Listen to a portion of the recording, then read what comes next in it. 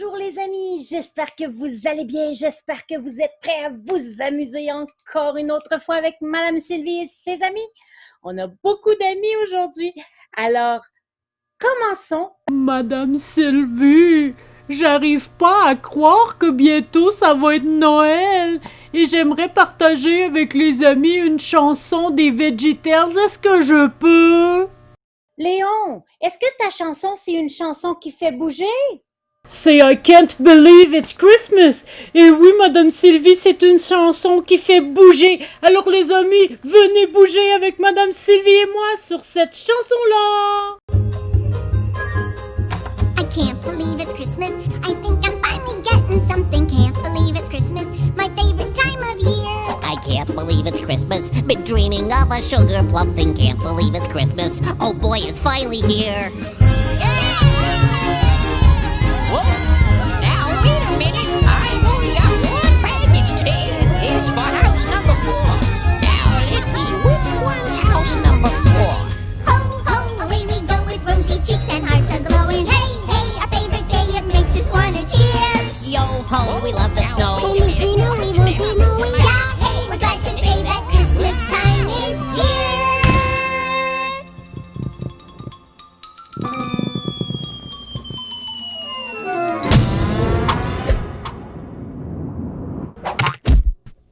Uh-oh. We Can't believe it's Christmas. Been waiting for a million hours. Can't believe it's Christmas. Oh, what a nifty day. We can't believe it's Christmas. Took 14 baths and 18 showers. Can't believe it's Christmas. And now it's time to play. We can't believe it's Christmas. We think we're finally getting something. Can't believe it's Christmas. Our favorite time of year. We can't believe it's Christmas. Been dreaming of a sugar plum. Can't believe it's Christmas. Oh boy, it's finally. Boy, my spinely. Boy, it's finally here. Where did the... Oh, number 4. Well, that was easy. Oh, ça a fait du bien de bouger. Est-ce qu'il y en a qui trouvent que ça va vite le temps? On est déjà rendu le dernier mois de l'année et bientôt c'est Noël. Ouf! Êtes-vous prêts maintenant à vous asseoir tous ensemble pour écouter l'histoire? Coco, tu voudrais présenter l'histoire, s'il vous plaît?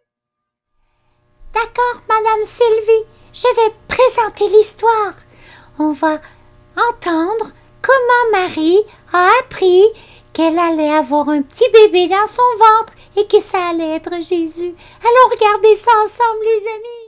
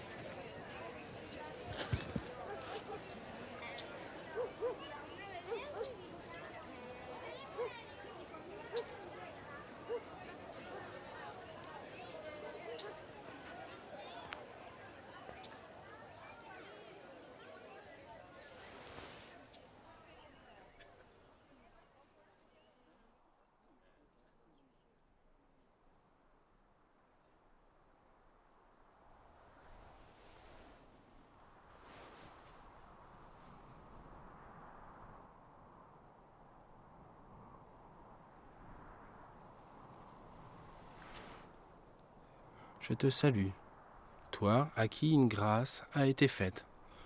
Le Seigneur est avec toi. Tu es bénie entre les femmes.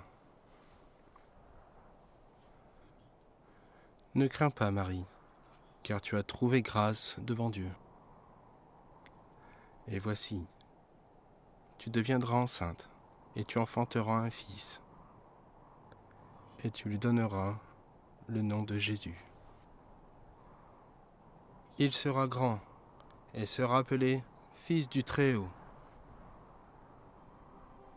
Et le Seigneur Dieu lui donnera le trône de son père David. Il régnera sur la maison de Jacob éternellement, et son royaume n'aura point de fin.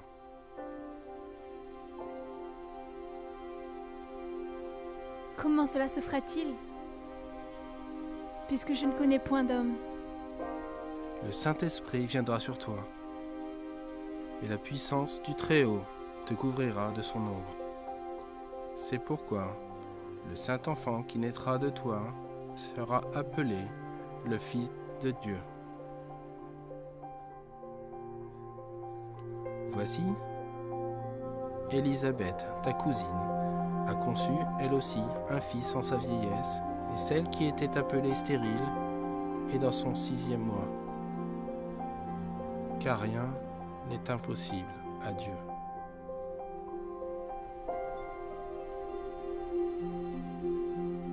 Voici, je suis la servante du Seigneur. Qu'il me soit fait selon ta parole.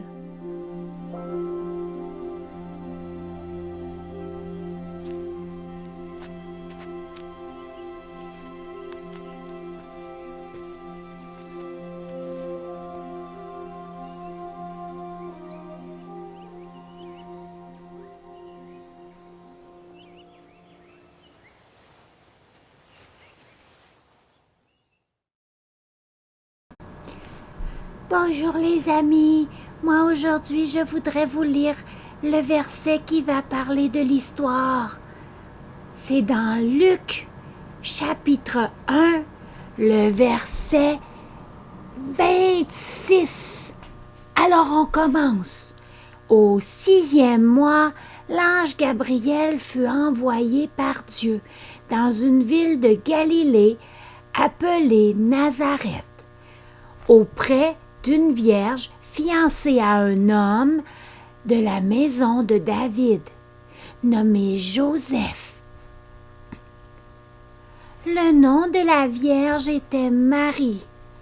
L'ange entra chez elle et dit: « Je te salue, toi à qui une grâce a été faite. Le Seigneur est avec toi. » Troublée par cette parole, Marie se demandait ce que pouvait signifier une telle salutation. Le verset 30, l'ange lui dit: « Ne crains point Marie, car tu as trouvé grâce devant Dieu. Et voici, tu deviendras enceinte et tu enfanteras un fils, et tu lui donneras le nom de Jésus. Il sera grand et il sera appelé Fils du Très-Haut. Et le Seigneur Dieu lui donnera le trône de David, son père. Il régnera sur la maison de Jacob éternellement, et son règne n'aura point de fin. » Marie dit à l'ange: « Comment cela se fera-t-il, puisque je ne connais point d'homme? » L'ange lui répondit: « Le Saint-Esprit viendra sur toi, et la puissance du Très-Haut te couvrira de son ombre. C'est pourquoi le Saint-Enfant qui naîtra de toi sera appelé le Fils de Dieu. Voici, Élisabeth, ta parente, a conçu elle aussi un fils en sa vieillesse. Et celle qui était appelée stérile est dans son 6e mois, car rien n'est impossible à Dieu. » Marie dit: « Je suis la servante du Seigneur, qu'il me soit fait selon ta parole. » Et l'ange la quitta. Wow, Madame Sylvie, c'est vraiment une belle histoire comment Marie a su qu'elle enfanterait Jésus, n'est-ce pas? Wow, les amis, c'est quelque chose quand même, hein, quand on y pense. Marie était là, elle ne savait pas qu'est-ce qui allait lui arriver, elle ne savait pas qu'elle allait devenir la maman de Jésus. Wow! Ça, c'est toute une grâce que Dieu lui a fait. Vous savez, les amis, nous, là, en tant qu'enfants de Jésus, de Dieu, on doit aussi faire en sorte que nos vies soient un exemple et on voudrait que Dieu nous trouve grâce, n'est-ce pas? Qu'est-ce que ça veut dire trouver grâce aux yeux de Dieu? Ça veut dire que Dieu est content de comment on se comporte.